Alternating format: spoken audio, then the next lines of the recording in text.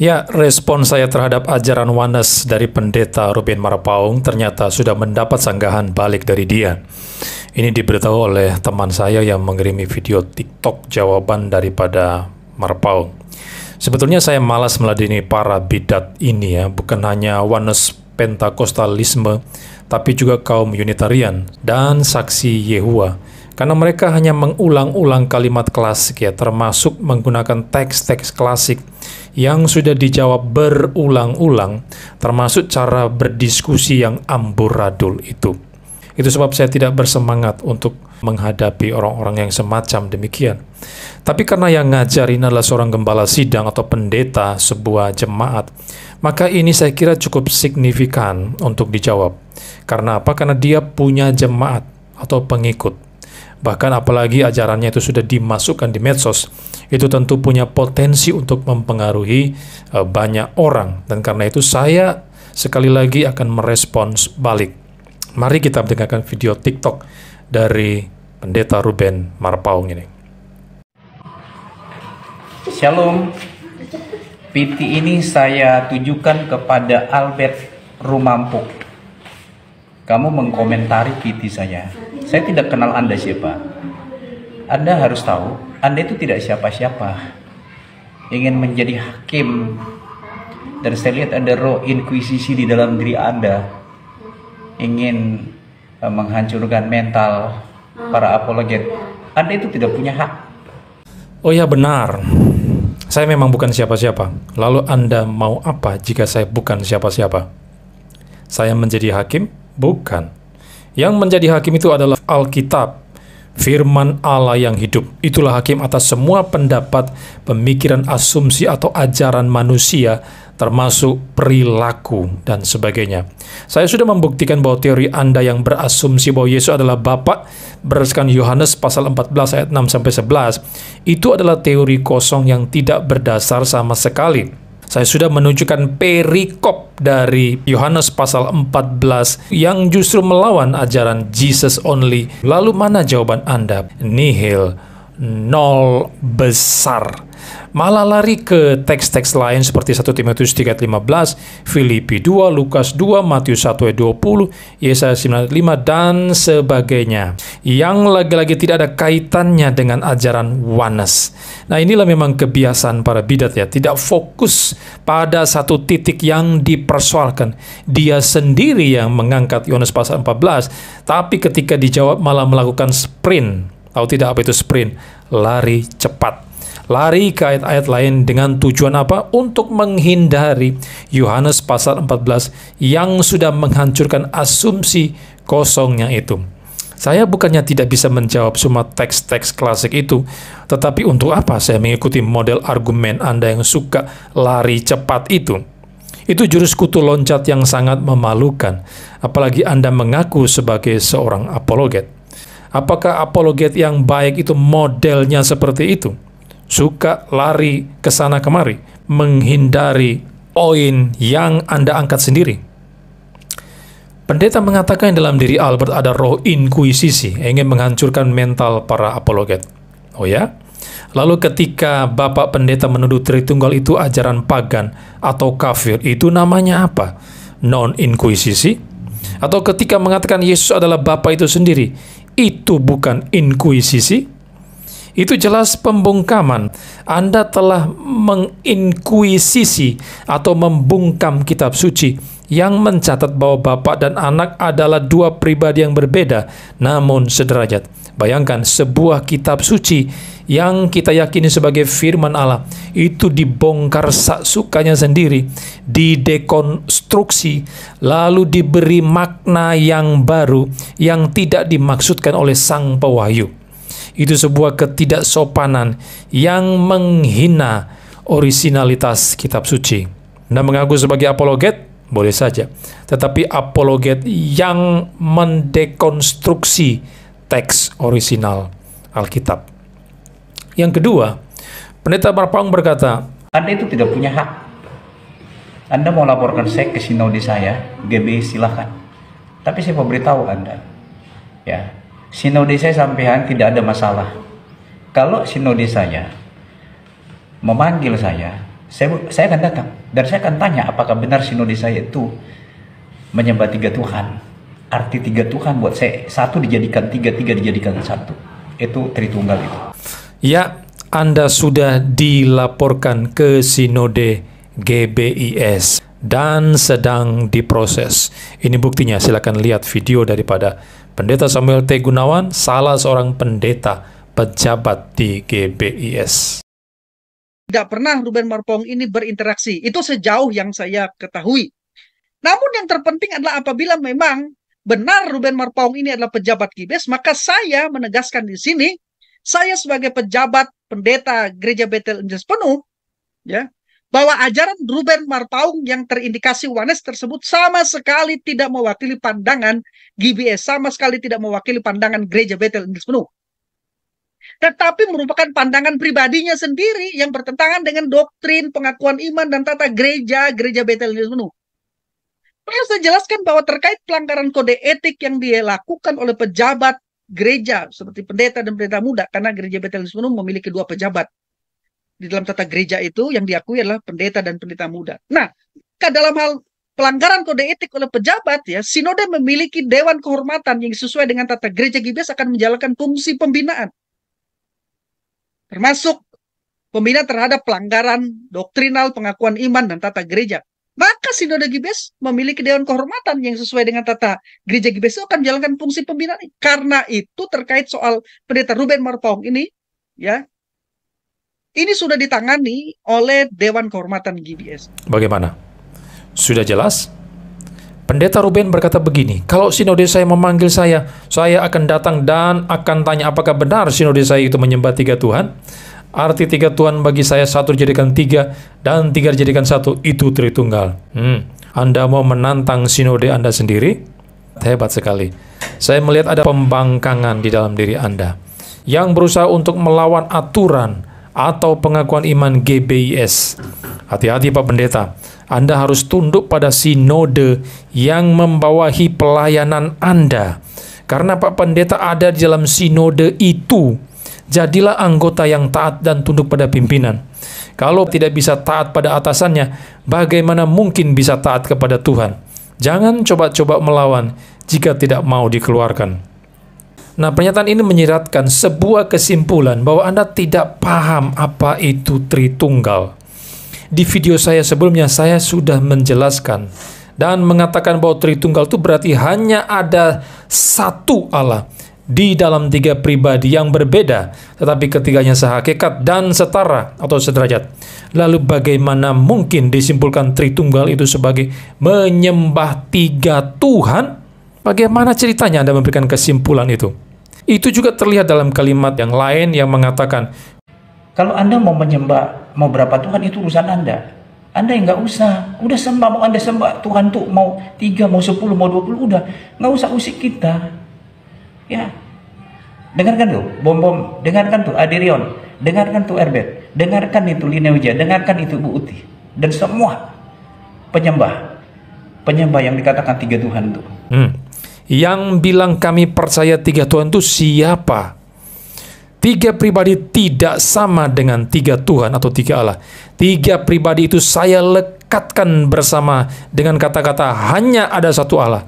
Maka tiga pribadi tidak boleh diidentikan dengan tiga Allah. Kami meyakini ada satu Allah dalam tiga pribadi, bukannya percaya atau menyembah tiga Tuhan. Jadi jangan suka memelintir. Kalimat saya itu begitu jelas dan sederhana, tetapi tidak bisa dipahami. Nah, coba perhatikan buku asas dan pengakuan iman Gereja Bethel Injil Sepenuh ini. Ya. Secara jelas, Kredo GBIS di butir kedua halaman 18 menyatakan, kami percaya bahwa Allah yang Maha Esa itu Tritunggal adanya.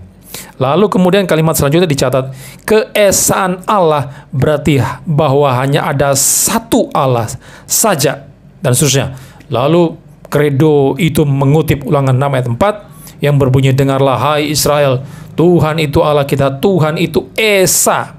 Jadi tegas sekali sinode GBIS percaya pada Allah yang satu dan Esa itu. Lalu bagaimana mungkin Anda mau mempertanyakan atau sebetulnya lebih tepat bertendensi menuduh para Trinitarian, termasuk mungkin GBIS, sebagai penyembah tiga Tuhan. Anda sebagai pendeta GBIS semestinya sudah tahu kredo itu. Lalu mengapa membuat tuduhan sembarangan yang menentang pengakuan iman GBIS itu sendiri? Saya sarankan agar Pak Pendeta kembali belajar bahasa Indonesia dulu ya secara baik dan benar. Karena ternyata tidak bisa memahami kalimat sederhana bahwa Allah itu satu adanya. Belajar memahami kalimat-kalimat orang lain. Karena tidak ada gunanya Anda berkuar-kuar di TikTok siang malam jika bahasa Indonesia Anda masih belepotan seperti itu. Yang ketiga, dan CS-CS-nya, saya minta kepada kalian ya, berhentilah memfitnah. Berhenti memfitnah Mikana, berhenti memfitnah Malikin, memfitnah saya. Ya, siapa yang mengangkat kalian menjadi orang yang bisa menghakimi dengan sedemikian gampangnya? Kamu juga, Yelina Wijaya, kamu juga Ibu Uti, ya.